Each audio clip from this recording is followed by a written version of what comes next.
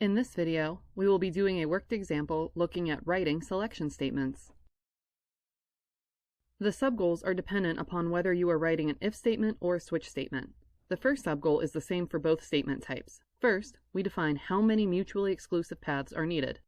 Then, the paths and the type of variable will determine if you use an if statement or a switch statement. For an if statement, the next subgoal is to order from the most restrictive group to the least restrictive group.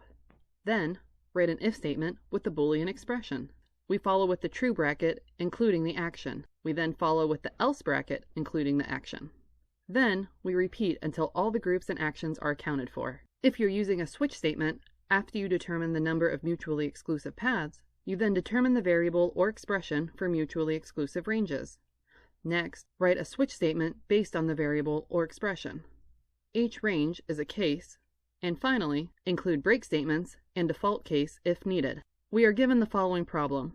Write the Java selection statements to solve the following specifications. If integer variable current number is odd, change its value so that it is now 4 times current number plus 1. Otherwise, change its value so that it is now half of current number, rounded down when current number is odd. For subgoal 1, we define how many mutually exclusive paths are needed. In this case, the problem says to do one action if the variable is odd, and a different action otherwise. Integer variables can only be odd or even, so there are 2 mutually exclusive paths. An if statement is the best approach. For subgoal 2, we order from the most restrictive group to the least restrictive. Since there are only 2 branches, it should not matter. For subgoal 3, we write an if statement with a Boolean expression. We want to know if the current number is odd, so we mod by 2 and check to see if the remainder is 1. For subgoal 4, we follow with the true bracket, including the action. When true, we change the value to 4 times plus 1. So we have current number is assigned the value current number times 4 plus 1. Note that due to the order of operations, the multiplication happens before the addition. For subgoal 5, we follow with the else bracket. In this case, we are asked to change the value to half the current value. So we have else current number divide equals 2.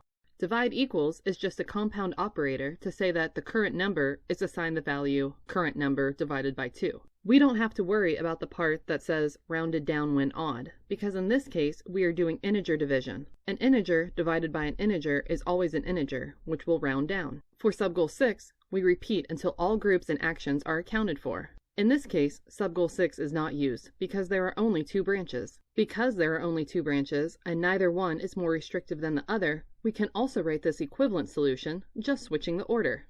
Now, instead of checking to see if the current number is odd, we check to see if it is even, and the 2 clauses, or actions, are just reversed.